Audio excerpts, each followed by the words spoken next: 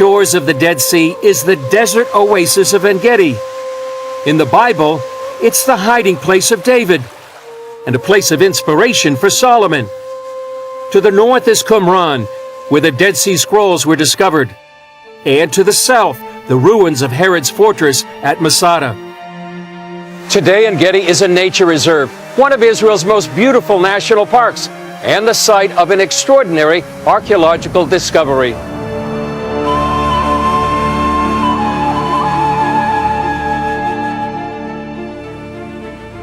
The ancient settlement of En-Gedi was destroyed by a fire in the 7th century.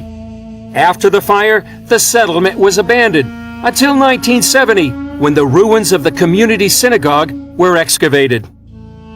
They found within the synagogue the holy place, the Bama, with the Bible, and they found it all in ashes. And in the ashes, they found a hoard of coins, they found a menorah, and they found a massive amount of ashes that already then they suspected were a scroll. But it was ashes. Forensics experts tried to decipher the rolled-up scroll, which looked like a cigar. But in 1970, the technology was limited, so eventually the scroll was stored at the Israel Museum. Fast forward to 2015, when archaeologist Sefi Porat retrieved the burned scroll and took it to a team of conservators who work with the Dead Sea Scrolls. One day he walks in here with this, it was still the top of one of the boxes with all these ashes, and says, "Can you please image this?" And I said, "Sefi, you must be joking. This is ashes."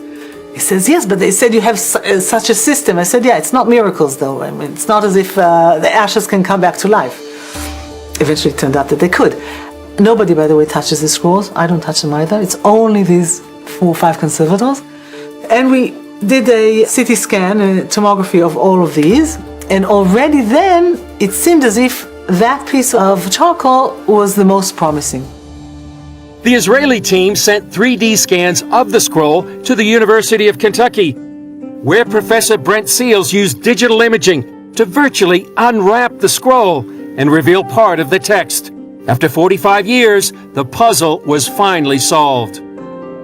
He actually looked and saw that within these layers, he could decipher, he could pull out a layer that eventually turned out to be the first chapter of the book of Leviticus. And you can see it, you can read it. How do we know? Because we can read it now. It was amazing. To me, everything is kind of symbolic.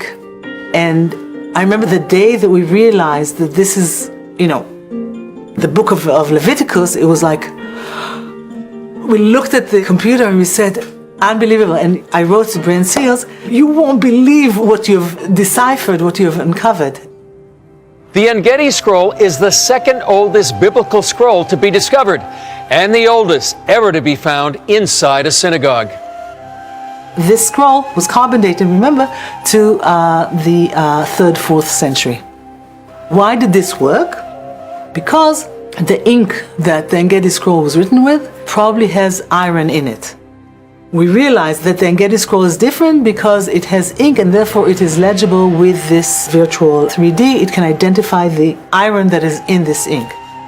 Look how symbolic that the first chapter of the book of Leviticus talks about the sacrifices of the temple.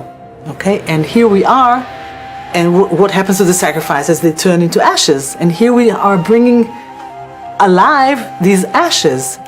And this was right before Tisha B'Av, which is the day of the destruction of the temple. So everything was very, very symbolic. We were really, in awe. It was like, we're bringing back to life these ashes.